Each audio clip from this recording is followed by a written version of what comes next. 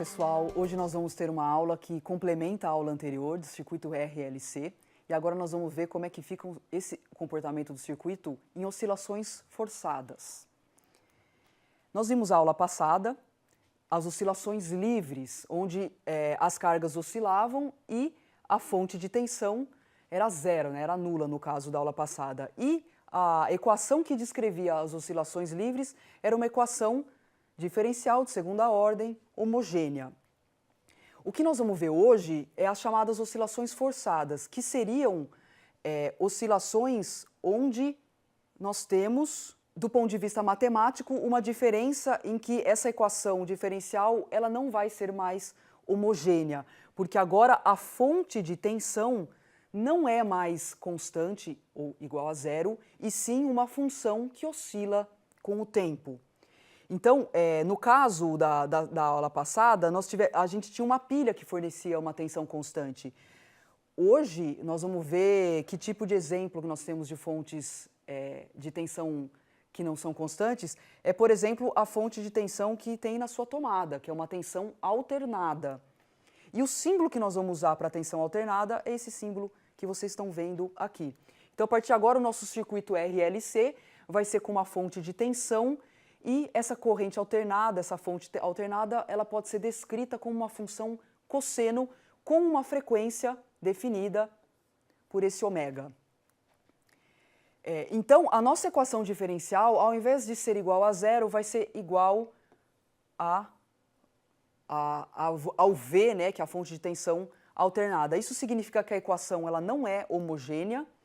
E a solução para essa equação agora, sempre quando a gente tem uma equação diferencial não homogênea, a solução da equação é a solução da homogênea mais uma solução não homogênea. Qual que é a lógica disso?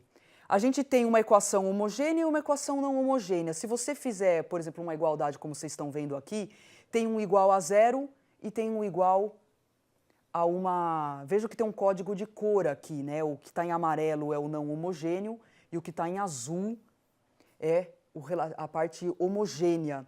Então, a solução ela é sempre dada por essa soma de duas soluções, da homogênea e da não homogênea. E, de novo, a lógica é baseada nessa matemática. Nós temos uma equação homogênea em azul aqui, que corresponde à solução igual a zero. E temos uma equação não homogênea em amarelo, que corresponde a uma igualdade do V0 cosseno de ômega t. Bom, com relação à parte homogênea, essa parte homogênea da oscilação do circuito, ela vai representar um regime que a gente chama de regime transitório para intervalos de tempos curtos. Se vocês lembrarem da aula passada, a solução da homogênea da aula passada tinha uma exponencial. Isso significa que o Q de t, para períodos longos de tempo, para intervalo de tempo longo, cai com o tempo de acordo com uma exponencial. Isso significa que esse termo morre para intervalos grandes. Então, para t grande, esse termo Q de t da homogênea acaba desaparecendo e o que sobra é o regime que a gente chama de permanente ou estacionário, para intervalos de tempos longos. Então, se você pegar um circuito e deixar ele ligado por um intervalo de tempo longo, a única parte que sobrevive é a função Q de t da parte não homogênea. E é por isso que nós vamos estudar ela agora separadamente. Como é que seria a solução dessa equação não homogênea? A matemática desse problema, né, não homogêneo, ela é mais simples. A gente tem uma solução geral aqui, a gente coloca que Q de t é também uma função que oscila, do tipo cosseno, e os parâmetros Q0 e essa fase aqui, φ, que tem dentro do arco cosseno, são parâmetros que nós temos que descobrir com as condições do problema. Vejam o seguinte, que uma coisa interessante é que quando a gente chuta essa solução e depois encaixa na equação para resolver a equação, nós colocamos aqui uma frequência ômega na solução, que é a mesma frequência de oscilação da fonte externa. Isso significa que a fonte externa, de alguma forma, dialoga com o circuito e, dependendo da frequência da fonte externa, o comportamento do circuito vai ser um ou outro. E para intervalos de tempos longos, existe uma tendência do circuito oscilar com a frequência da fonte externa, por causa desse ômega que tem dentro da solução. Então, resolvendo a matemática, para essa solução geral, substituindo, vamos voltar um pouquinho só para vocês verem, a gente substitui nesta equação aqui. Então, deriva duas vezes, deriva uma vez, coloca a solução aqui e nós descobrimos o valor do Q0 e do φ. São essas constantes. Reparem que o ômega aparece nas duas constantes, que é a frequência da fonte externa, e a gente faz uma substituição aqui de ômega zero para facilitar a fórmula e a matemática ficar mais sintética. A gente chama de frequência natural do sistema. Faltou um S aqui, ó. Do sistema. Essa é a frequência natural com que o sistema oscila, depende só das características do indutor e do capacitor. Então, o diálogo entre essas duas frequências é que vai dar o comportamento do circuito, da oscilação do circuito RLC. Então, essas duas frequências são muito importantes, a da fonte e a frequência natural do circuito RLC. E como é que a gente acha a corrente elétrica desse circuito? Derivando a função da carga. Então, fazendo essa derivada, nós temos que a corrente é dada fazendo a derivada desta função, nós temos aqui menos ômega Q0 seno de ômega t menos φ. Reparem que a amplitude com que a corrente oscila e a amplitude com que a carga oscila dependem, olha só, aqui a amplitude com que a carga oscila depende da frequência da fonte. E a amplitude com que a corrente oscila, que é dada por esse fator aqui, também depende da frequência da fonte e também do Q0. Então, em resumo, nós temos que a função Q de t e a função I de t tem uma parte da equação homogênea e uma parte da equação não homogênea, representando os regimes transitório e o regime estacionário. Eu faço questão de mostrar isso para vocês porque é interessante a gente ver, numa situação física concreta, que é o que nós vamos ver agora, através de um exemplo, o que vai acontecer no regime transitório. Para esses valores de capacitância, indutância, resistência e a fonte, por exemplo, vou colocar aqui 10 volts e uma frequência ômega de 5 radianos por segundo, a gente consegue, e com as condições iniciais, sempre tem que ter uma condição inicial para a gente entender o problema físico, que são as mesmas condições iniciais da aula passada, para facilitar o entendimento, que no instante t igual a zero, você carrega o capacitor com uma carga de 3 coulombs. E naquele instante estamos supondo também que não tem corrente elétrica. Vejam que as constantes Q0 e θ dessa parte aqui, que representa a solução homogênea, dependem das condições iniciais. E a parte não homogênea, que é o Q0 e o φ, dado por isso daqui, olha, depende dos dados do problema, porque vejam que o φ e o Q0 dependem dos dados, ou seja, ele é constante, depende da frequência da fonte, depende da resistência, da indutância, e dentro do ômega zero tem a capacitância também. Então, como é que a gente acha o Q0 e o θ da parte transitória? Condições iniciais. Você coloca aqui para t igual a zero nessa equação completa, t igual a zero, a carga é igual a 3. E para a corrente, que é a derivada disso, no t igual a zero, a corrente é zero. Então, você acha essas duas constantes aqui. E fazendo o gráfico para esse valor de resistência e esse valor de ômega, 5 radianos por segundo, vejam que interessante.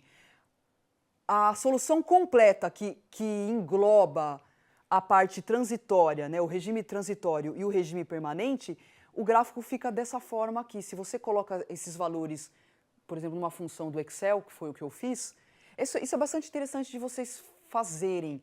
Variem os valores de ômega, de resistência, e vão vendo como que essas funções variam. É um bom exercício para vocês treinarem o entendimento da expressão do Q de t completo. Então, o regime transitório representa essa parte da curva aqui, que tem uma maneira, o circuito começa a se ajustar, à medida que o tempo vai passando, ele entra no regime permanente, e aí tem uma oscilação do tipo estacionária, né, permanente.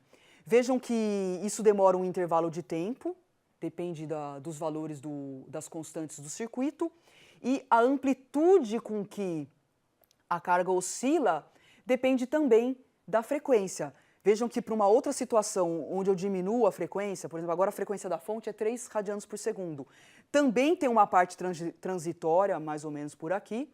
Chega uma hora que o sistema entra num regime permanente e a amplitude de oscilação da carga depende da frequência da fonte. Está vendo que aqui a amplitude de oscilação ela é um pouco maior do que aqui.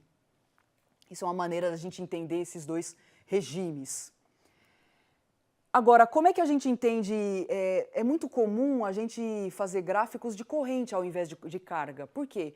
Porque a carga ela é abstrata, você não consegue medir diretamente no circuito. O que você mede diretamente no circuito mesmo é o valor da corrente, com amperímetro, isso tudo é facilmente verificado no circuito. Então, a amplitude da corrente ela varia de acordo com a frequência.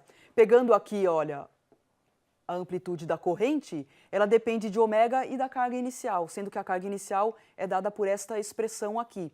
Se a gente fizer expandir essa expressão, nós temos que a amplitude da corrente depende do ômega com essa função que vocês estão vendo. Então, nós podemos fazer um gráfico de como varia a amplitude da corrente em função da frequência da fonte. E o gráfico ele vai ter esta cara aqui. É uma curva desse tipo. Para uma resistência de 0,2 ohms, nós temos uma amplitude de corrente variando conforme essa curva. Vejam que conforme a gente aumenta a resistência do circuito, o que vai acontecer com o gráfico da amplitude máxima da corrente, né? O valor da amplitude da corrente? Se você aumenta o denominador, o resultado aqui diminui, então a amplitude acaba diminuindo. Para uma resistência maior, nós temos que a amplitude máxima da corrente diminui. E para uma resistência maior ainda, nós temos, veja que essa curva verde, ela tem um pico bem menor do que as outras. Agora, quando que essa corrente ela vai ser máxima, essa amplitude vai ser máxima? Se vocês observarem aqui, pela matemática, quando que esse valor é máximo? Quando o denominador é mínimo. E para o denominador ser mínimo, essa subtração tem que ser zero. Isso significa que o pico desse gráfico, o valor máximo da amplitude da corrente, vai acontecer quando a frequência da fonte for igual à frequência natural de oscilação do circuito, ou seja, quando o ômega é igual a ômega zero. E para os nossos valores de L igual a 1 e C igual a 1, a frequência natural é 1 radiano por segundo, que é exatamente nesse valor 1 aqui. A minha linha está meio torta, mas o pico acontece, você vê das três curvas, com três resistências diferentes, o pico acontece exatamente no valor de frequência da fonte igual a 1. E isso aqui representa o fenômeno de ressonância. Quando a fonte externa, que oscila, joga energia no sistema com uma frequência igual à frequência de oscilação natural do circuito, a corrente máxima que esse circuito atinge, ela tem um valor máximo, né? A amplitude acaba sendo de oscilação é máxima. Esse é o significado da ressonância.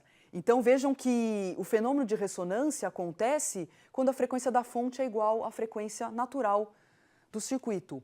Vocês já devem ter ouvido falar de muitas ressonâncias, na mecânica, na acústica. Então nós vamos agora ver um vídeo de um exemplo de ressonância no caso de ondas sonoras. Então esse exemplo que vocês estão vendo nesse vídeo é um exemplo de ressonância. Tem um som sendo emitido com uma determinada frequência e se essa frequência do som for a mesma frequência natural de vibração dos átomos desse cristal, ele rompe o cristal. No fundo, o que acontece? Aqueles átomos estão vibrando com uma determinada frequência, eles captam maior energia, passam a vibrar numa amplitude maior e quebra o regime elástico, ele ultrapassa o regime elástico. E é por isso que rompe aquela deformação e o cristal quebra. Esse vídeo, então, que vocês acabaram de ver, ele está disponível no YouTube, é um vídeo de ressonância na área de acústica, vocês podem verificar lá. Então, o que está acontecendo nesse caso de ressonância? O sistema ele absorveu a maior energia possível que poderia quando acontece essa ressonância entre a frequência externa e a frequência de vibração natural daquele sistema. Exemplo de ressonância na acústica. Voltando para o nosso circuito, como é que a gente entende a questão energética da potência e da energia da fonte e aquilo que o circuito pode captar? A potência da fonte depende da tensão da fonte e da corrente, conforme essa fórmula que a gente já conhece. Como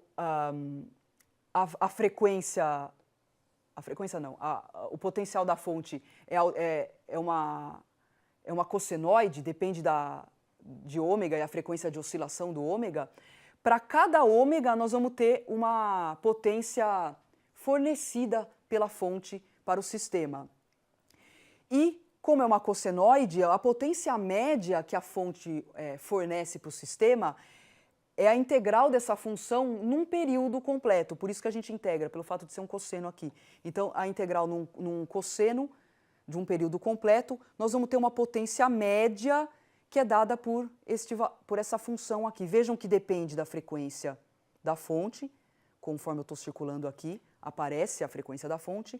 Então, se a gente fizer um gráfico de potência média em função da frequência, nós também vamos ter algo parecido com aquele gráfico da corrente. Para uma resistência de 1 ohm, nós temos uma potência média. Para uma frequência, para uma resistência de meio ohm, uma outra curva de potência média em função de ômega. E para uma frequência, percebe que conforme a gente vai diminuindo a resistência elétrica do circuito, a potência máxima, média, ela vai aumentando. Vai aumentando. E, mais uma vez, o valor máximo da potência aqui média acontece quando a frequência da fonte se iguala à frequência natural do sistema. E esse pico acontece exatamente no valor 1 para esses dados do nosso problema, aí, nossas condições iniciais. Um aspecto interessante dessas curvas é o que a gente chama de largura de banda. O que seria a largura de banda? Existem duas frequências aqui em que a fonte pode fornecer energia, que a potência vai ter o valor, vai ser metade da potência máxima. Então, se você pegar, por exemplo, para R igual a 0,2, potência máxima é 250. O que seria metade desse valor? 125, mais ou menos por aqui. Existem dois valores de ômega para a potência média seja metade da potência máxima. Esses dois valores, esse intervalozinho aqui, a gente chama de largura de banda, que é uma característica matemática das curvas. A gente também pode entender os gráficos de potência em função do tempo, que é bastante interessante a gente ver como é que fica a ressonância para gráficos de potência em função do tempo.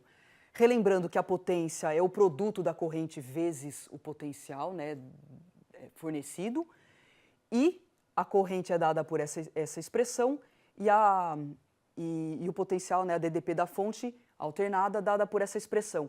Vejam que agora a nossa análise vai ser só no regime permanente. Então, considerando o circuito já em funcionamento, num intervalo de tempo que já passou do regime transitório, nós temos que, a gente pode pegar só a expressão da corrente do regime permanente, que é a parte não homogênea que a gente colocou lá para trás. Então, quando você faz essa multiplicação, observem o seguinte, que a diferença entre a função da corrente e da fonte é uma fase. Significa que a corrente em função do tempo e a fonte externa fornecendo energia, fornecendo potência em função do tempo, tem uma diferença, eles têm a mesma frequência, ó, ômega, tá vendo? Mesma frequência, mas eles estão fora de fase. O que isso significa fisicamente? Imagine o seguinte, tem um circuito que você está bombando energia para dentro, com uma determinada frequência. O que é o significado de fase, né? De diferença de fase? Se você coloca energia numa hora que a corrente está voltando, tem uma diferença de fase. Se você coloca energia na hora que a corrente está indo, a favor da corrente, problema de sinal, né? Quando a corrente está subindo, positiva, por exemplo, você está colocando energia. Quando a corrente é negativa, o efeito dessa absorção de energia é diferente. A gente pode entender isso também com a potência mecânica. Vocês lembram que potência mecânica... Imagina um motor que fornece energia através de uma força para fazer um objeto se mover. É dado pelo produto escalar da força com a velocidade. Vocês lembram disso? Então, imagina que esse motor, nós temos uma força que varia com o tempo. Só que força é vetor, ela tem um sinal, ela tem uma direção. E a velocidade também. Então, imagina que o motor está fornecendo energia numa hora que a velocidade é assim, ou fornecendo energia numa hora que a velocidade é a favor. Então, essa diferença de fase entre esses dois objetos faz toda a diferença.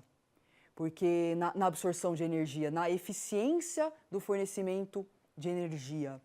Então, essa diferença de fase aqui, ela vai dar toda essa diferença no resultado da potência em função do tempo. Essa diferença de fase a gente já calculou, ela é constante, ela depende da frequência da fonte, da resistência e das características do circuito. Então, se a gente pegar, por exemplo, um circuito com R fixo de 0,2 ohm, a nossa frequência natural continua sendo 1, como que vai ser o gráfico P de T da potência?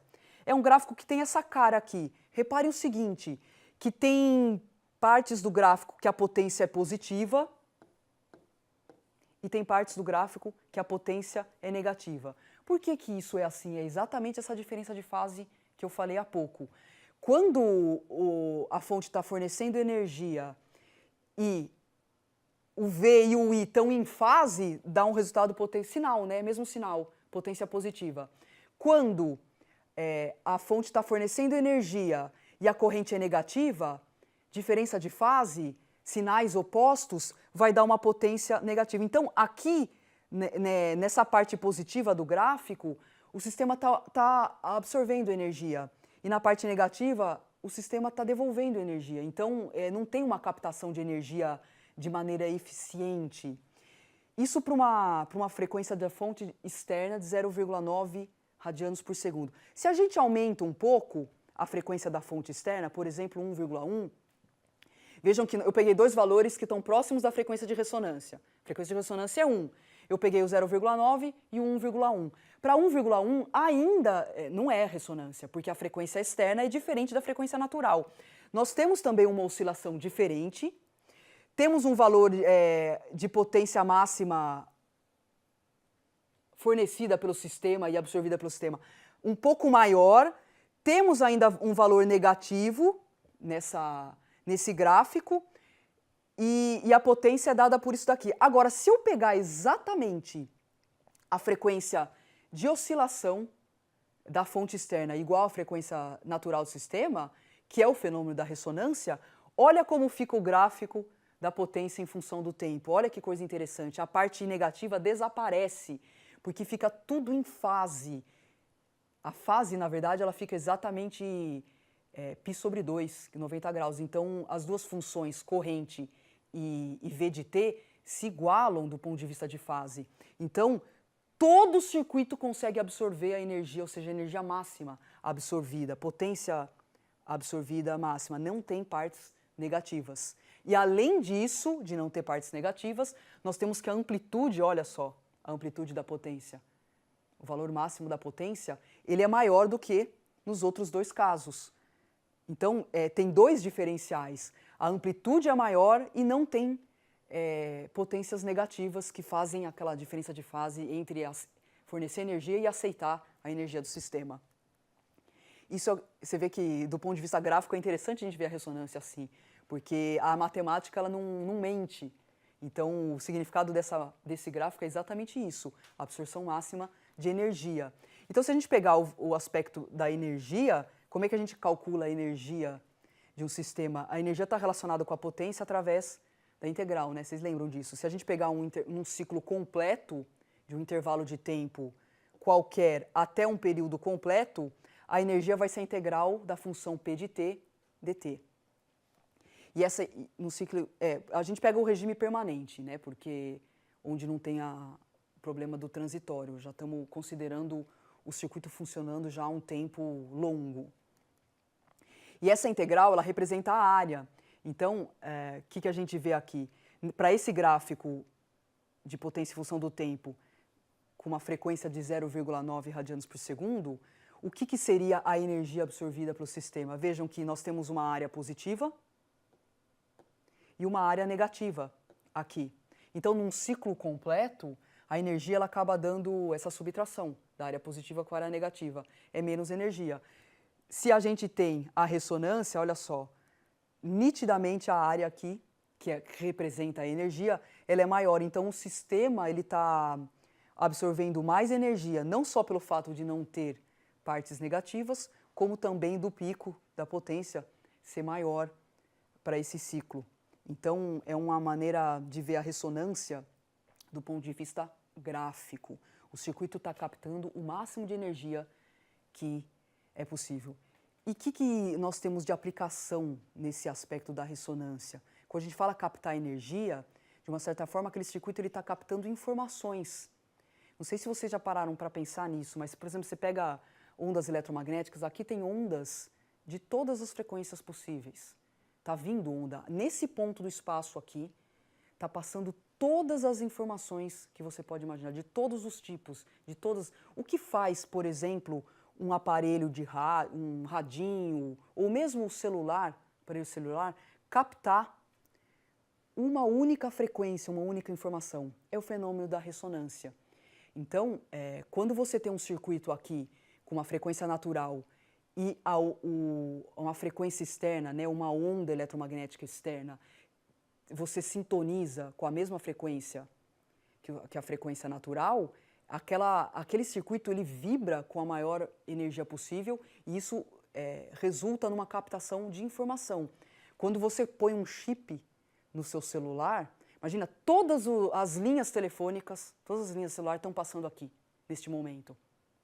Por que o seu celular só capta aquela linha, aquele número específico? Quando você coloca o chip, aquele chip faz parte de um circuito que vai captar exatamente aquela frequência por ressonância eletromagnética. Então, essa é uma grande utilidade do aspecto da ressonância. É isso que nós tínhamos para falar hoje, oscilações forçadas e ressonância em circuitos RLC.